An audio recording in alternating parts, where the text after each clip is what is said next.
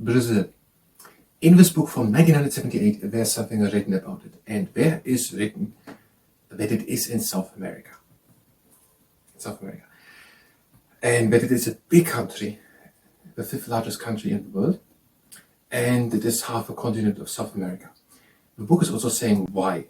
So now jumping a bit in front to history. The Pope split it up who was controlling what between Portugal and Spain in 1494. And a big part of America was then set by the Pope to be ruled by Spain, Central America, and I think also the western side of South America, the book isn't saying it, and the other part was then, the Pope said that, ruled by Portugal, Brazil, for example. And Spain split up the territory which Spain was ruling into multiple different captivas or something, and Portugal kept Brazil as one and ruled it even actually from Brazil out. And Portugal also had not so much interest to rule Brazil. It was more putting its effort into rule its Asia colonies. And that is the reason why Brazil is one big country, because Central America and the other countries won the other territories, the other regions into which it was split by Spain, gained individually independence. Brazil stayed one country and gained independence as one country. Actually, the book is saying how. Let's jump in front of it. The book is saying that in 1808 there were the Napoleonic Wars in Europe raging, and that the Portuguese family had to flee. With help of the British Navy, they fled to Brazil. And then it became the place from where the royal family of Portugal was ruling, 1808, until 1821. I think it was Rio de Janeiro in the more southern part on the coast. 1821, the king goes back, and his son stays there as the regent. 1 year later, in 1822, his son Pedro I declares himself the emperor, and Brazil is no longer a country ruled by Portugal. It was ruled by Dom Pedro I and his son Dom Pedro II. The book is saying that the country prospered. In 1888 was the abolition of slavery in Brazil, and in 1889 there was a feeling of republican feeling, as the book saying, republican feeling growing, and also large estate owners who no longer had slaves were not happy. And in 1889 there was then the abdication of Dom Pedro II, and the country was ruled constitutionally until 1930. When there came the Great Depression, the coffee market didn't do well, and I think it was Vargas who was then ruling, 1950, 1954. And when Kubitschenko was ruling, the reforms were made, and then Gouliard was ruling, and then the military took over. And the book is saying that the military made the economic miracle, with Brazil increasing in a broad width of economically things increasing possible, the economic miracle, as the book say, but also was repressing dissent. Also, other things were also done at the time to not so have so easy tax collecting, but more vigorously, more stronger, and using the tax money in multiple different things, also for social things. And the country has started to build a merchant fleet to make exports possible, to expand electricity schemes, and to build a highway, for example, from Parana, Belém down to Brasilia, the capital. So multiple different things, but also repressed dissent. There the book ends. The book is from 1978. Okay, now I went a bit off of a presentation. So first, the geography. That is Brazil and South America. And it is Uruguay, and some ways, I think, Paraguay and Argentina, a little thing. And then Peru, where the Amazon is protruding in, and it's still possible to navigate there. Then Colombia, Venezuela, Guyana, Suriname, and French Guiana. That are the neighboring countries. And what else? Now in the north has the Amazon. Half a country is the Amazon. The country has 8 million square kilometers and 110 million people are living there, and 93% of them are Catholics. That is the country with the most Catholic people living there at all.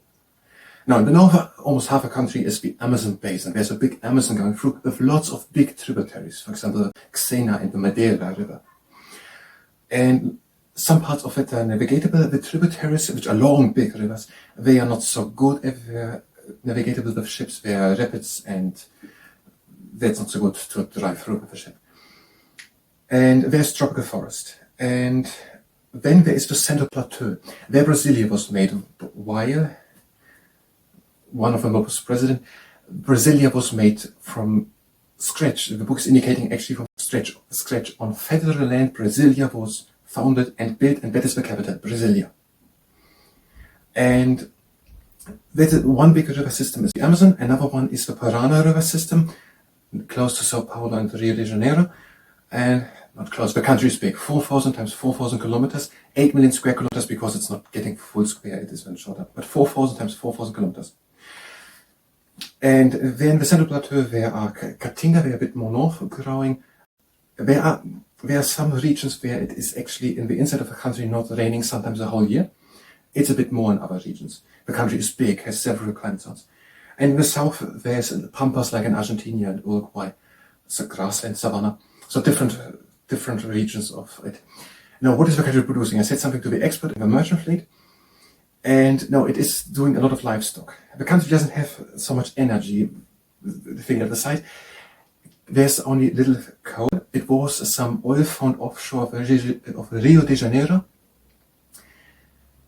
But not much coal, not much oil and gas. The country is investing in hydroelectricity. With the many big rivers, it is trying to build dams to get water pressed against it and to make turbines and with electricity. Also with other countries at the Parana river system, that is trying to be done. The longest river, which is wholly in Brazil, is the South Francisco, going from the center from Minas Gerais northwards.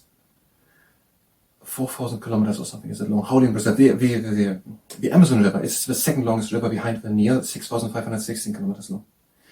But it goes also into Peru and other countries. And what are the exports? Coffee. I said already the coffee crisis in 1930s, but it's still producing a lot of coffee. Coffee, bananas, soybeans, livestock. Some minerals also, quartz, rice, the second largest producer of rice in the world. So quartz and asbestos, maybe not anymore, and manganese. And there was not so much interest into the center of the city, only when gold and silver was found at Minas Gerais, more in the center of the Central Plateau, when more people went to the inside. There were many people immigrating there. People from Japan and the Middle East and Portugal came mainly there. There were living 1 to 3 million people previously there. And when the Pedro Alvaro something, it was as the first Portuguese person discovered. So the first person from Portugal who discovered it was Pedro Alvarez something in 1500, is the book saying. And now many of these people from Portugal and Japan and from the Middle East over the time started to intermarry, and also the African slaves brought by Portugal from people enslaved in Africa over, they were intermarrying, and that is why the country Brazil has a very unique diversity of ethnicity. Not of slavery. 3 to 4 million enslaved people were brought from Africa from the 16th century to 1888 to Brazil and forced to work there. The Indian population also, the population previously living there also declined, is the book saying, dramatically by over 9%, because one reason was diseases that the people were with the diseases which the people from Europe were brought with. Some people died of that, other people were killed, and others were also captured, forced to work, and some of them also killed. And there's certainly more shades to the climate. It is around 25 degrees more in the north. The Amazon basin is also called Inferno there, the green hell, but it's actually not so hot there, just 25 degrees, and not much changing of the temperatures. Further down in the south, it is a bit colder, also in the winter, 15 degrees. So it has different climate zones. In the northern region with the Amazon, that is almost the same temperature all the time at the equator. Further south, 4,000 kilometers south, there's also winter, 15 degrees, which is still quite warm, 15 degrees, 25 in the summer. And I think that was mostly what was said here to Brazil on these 2 big pages. That is according to the Reader's Digest Library of Modern Knowledge, Book 3, Part 23, Nations and Places, written by Monica Beckinsale, Robert Beckinsale, Harold Blackman, VZYQTYKI, Fleur, Stewart and Nancy McMillan, R.E.H. Miller, Kevin Rafferty, D.H. Sinclair, Arthur Spencer, G.S. Story, James Waltersey and Kenneth Walton on the pages 1136 and 1137, all written in the year 1978. The positions and views expressed are the ones of a source and don't necessarily align with my own or with the ones of entities spoken of.